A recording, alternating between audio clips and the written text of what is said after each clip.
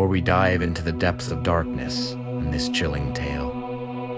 If you enjoy these mysterious journeys, don't forget to like the video and subscribe to join the Night Dailies family.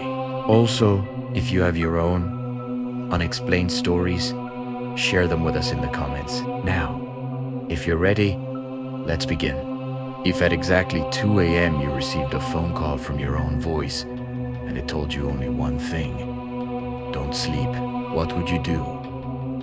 Arda thought it was a joke, but the terror he would experience until 4:14 would teach him just how cruel time and conscience can be.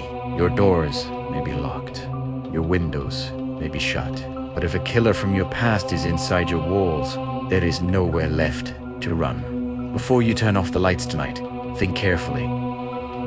Is the voice on the other end of your phone really yours? Toward the end of September, the sky had taken on a gray, cracked color like the scab of a dried wound. Arda was alone in his old apartment with high ceilings, every corner steeped in the dusty scent of the past. After midnight, the hum of the city had given way to an eerie whisper. Holding a cup of coffee, Arda stared at the static-filled television screen, unable to understand the source of the unease inside him. The ticking of the wall clock echoed through the empty rooms like a sledgehammer. Ticked up. At exactly 2 o'clock, the phone on the coffee table vibrated violently. There was neither a name nor a number on the screen, only two words, unknown number, glowing like a burst of blue light in the darkroom. Arda hesitated, then reached for the phone. "Hello," he said, his voice sounding unfamiliar even to himself. The voice on the other end crackled like a broken radio frequency.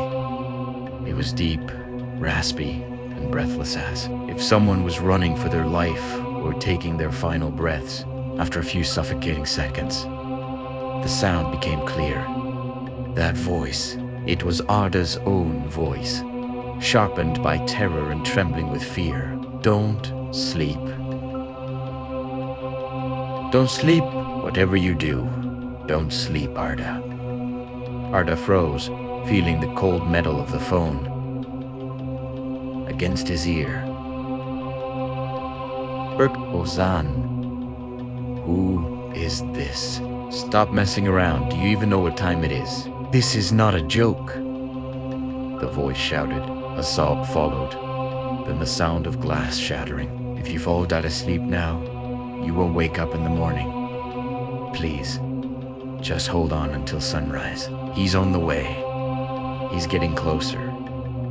The line cut off with a loud crack.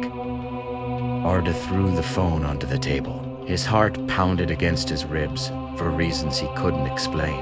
"Just some psycho," he muttered. But the desperate truth in that voice had already begun to tear open. Something deep inside his mind. It hadn't even been a minute when the screen lit up again. This time. Arda answered angrily, his fingers trembling. "Listen, I'm calling the police." "This is enough. The police won't help," the voice said. This time it sounded closer, like it was just behind the door, because he's already inside the building. The main door on the first floor was broken. Remember? He slipped in. He's coming up the stairs now. His steps are heavy. He drags his left foot slightly. "Listen. Can you hear it?" Arda held his breath. From the old, creaking stairwell, he heard it. Thud, drag, thud. Someone really was coming upstairs. Arda's apartment was on the 4th floor. At that moment, a notification appeared on his phone. A message. "You're in the living room right now.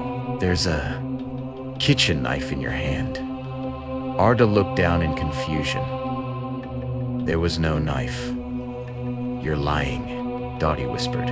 But then he realized he had already started walking toward the kitchen. Without thinking, he reached the counter and grabbed the largest bread knife. The message had arrived seconds before he acted. "Now you turned off the kitchen light. You pulled the curtain aside. You're trying to see him under the street lamp. Don't look. If you look, he will see you too. Like a puppet on strings. Arda moved toward the curtain. His fingers slowly parted the fabric. Below, in the middle of the street, under a single lamp, stood a figure. It wore a long black coat. Its face was hidden in shadow, but something gleamed in its hand-along, curved cleaver.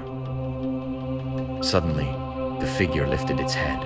Arda felt its gaze locking onto him from within that darkness, and in that moment, and there stood, whatever was waiting below was not human. It was something that had slipped through time itself, a messenger of death, made of flesh, and something far worse. When the phone rang again, Arda had locked himself in the bathroom, dragging the washing machine. Against the door, he answered. "I am you," the voice said. It sounded more distorted now, like its throat had been cut. "I'm calling from 2 hours later, from 414. Listen, it won't break the door. It never breaks. Doors. It uses windows. Being on the 4th floor son de maturto italiano. It can walk on walls like an insect." Arda heard scratching from the small bathroom window. Scratch, scratch, scratch. "You just spilled water in the kitchen. You broke a glass. The shards are in your foot now, right?"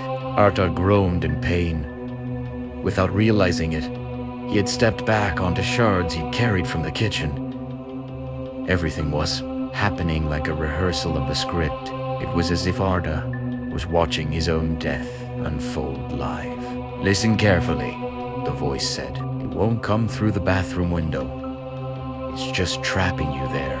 Go back to the living room. Turn the TV volume all the way up. It doesn't want anyone to hear your screams so create your own noise." "Why?" Arda shouted. "Why me? Who is this thing?" "It's not a man, Arda. It's the price of what we did. Remember, 3 years ago, that rainy night. The man we left on the road. After we hit him and ran, he came back, but older, hungrier, and much angrier." Arda's mind shattered. That accident, the one he had buried deep in his conscience. 3:45. He was kneeling in front of the television, static, roaring like a storm. The phone vibrated again. Right now, inside the wall behind you. A sound came from the wall. Then another. The drywall began to bulge as if something inside was pushing outward. A crack formed. A long black finger burst through. Its joints bent the wrong way, its nails like rusted metal. The wall tore open like paper. The figure slipped out like smoke. It was nearly as tall as the ceiling. Its face was wrinkled like burnt paper.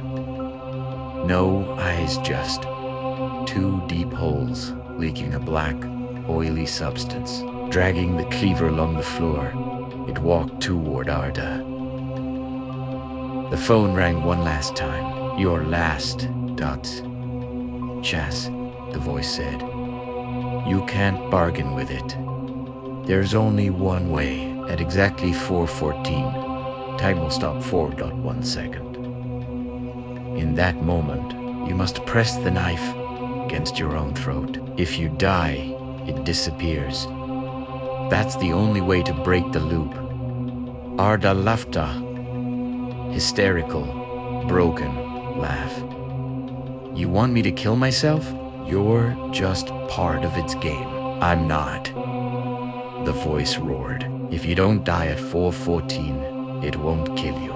It will take you into that cold place between time. You'll suffer for 1,000 years. Please, save yourself." The figure stood right in front of him now. It raised the cleaver.